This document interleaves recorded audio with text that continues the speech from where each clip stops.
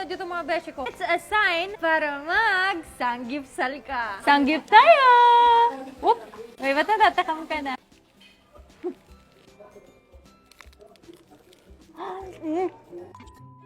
Hello everybody! This is Rochelle and welcome sa isa na lang episode ng Tara! Kain tayo!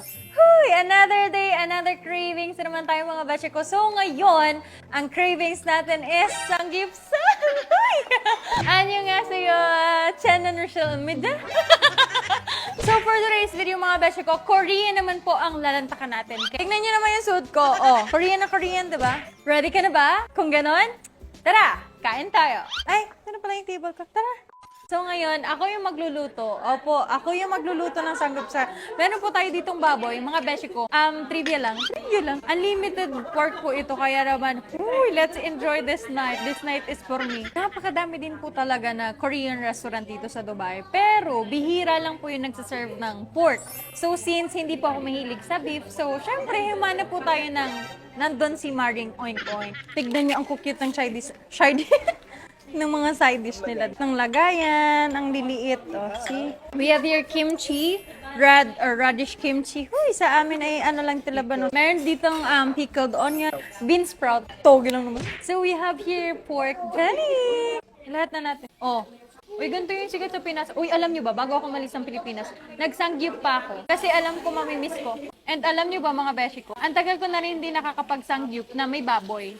So, mag-1 year na ako sa Dubai. 1 year na rin po ako halos na hindi nakakatikim ng sangyup na may baboy. Spoil na natin yung sarili natin this time.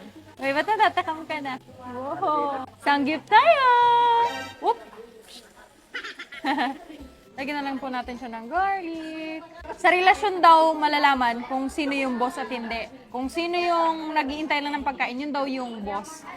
Yung nagluluto, siya daw yung under. So, pero, kayo yung boss ko kasi ako yung nagluluto para sa inyo. Pero ako din yung kakain kasi wala naman kayo dito. Nakakatawa, no? Dalagang Pilipina yung look natin tonight. Pero, ang lakas kusinera na. Oh, ayan na siya. Di ba? Naluluto-luto na siya.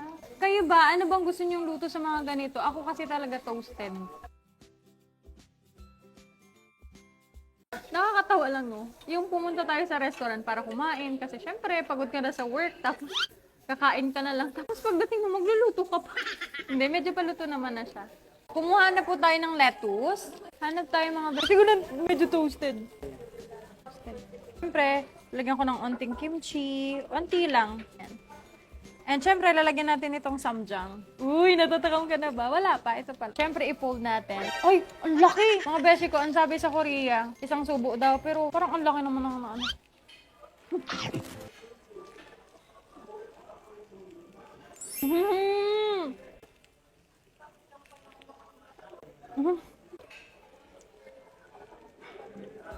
Hindi ko kinain mga beshi ko.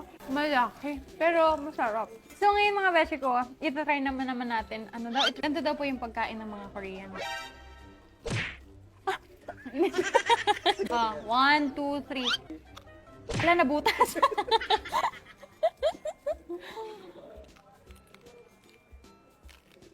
Craving satisfied. Kailangan palang ipihan kasi may init talaga siya. Nagluto tayo. Order pa tayo ng baboy. Galit na pasok kasi. Oh, di ba? Oh, see? Gutom lang. Bakit ba?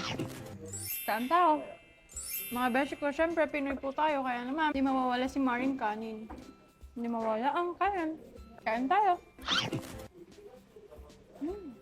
For me lang gusto ko sa isa sa ganito. Toy mansi. Tapos, syempre, kanin. Ang init kasi, nakakakaba. Napasok na ako. Mga beshi ko, meron din po tayo ditong marinated pork. Ooh, nice. Whoop, dang. Nice. Look. Second batch.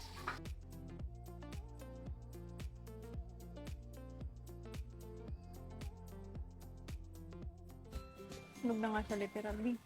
Mga beshi ko, fan ka ba ng K-pop? BTS si Jungkook. Jungkook, I love you. Lisa! Tsaka si Sandara! Diba? Mga beshi ko, ang favorite ko po sa BTS is si Mingyu. At saka si Jungkook. Dalawa. Mga beshi ko, ayan na siya. Mga beshi, kanin talaga ako kaysa sa lettuce. Kaya ang mga Koreano or mga kumakain ng mga Korean food talaga or sa mga Koreano talaga, matagal ho talaga sila mabusog kasi mahilig ho sila sa gulay at saka hindi ho sila halos kumakain ng kanin. Ang kanin nila gulay. Huh? Ang marunong. Hindi, hayaan nyo na. Kanta! Oh!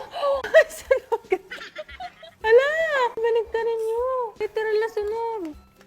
Sinabi ko naman sa inyo kanina, yung gusto ko talaga sa mga ganito, medyo toasted, pero hindi naman ganito. Sunog na tubi. So, meron po tayo ditong tteokbokki, rice cake, fish cake, and then itlog. Tikman na natin. Ang sarap siya. Pwede niya ako mag-asap. And hindi po mawawala ang itlog. So, ayan mga beshi, meron po tayo ditong seafood pancake. So, eto, para siyang itlog lang siya. Sarap. Tikman na natin.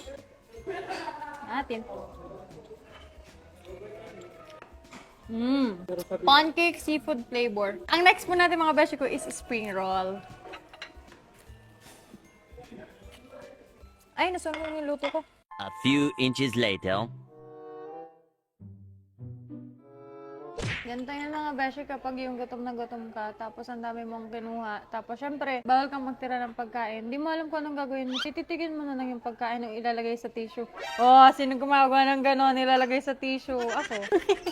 May nakita pa ako, nilalagay sa tumbler yung karne kapag hindi maubos. Thank you sa technique. Kaso wala pa akong tumbler. Hihingi pa po ako sa staff.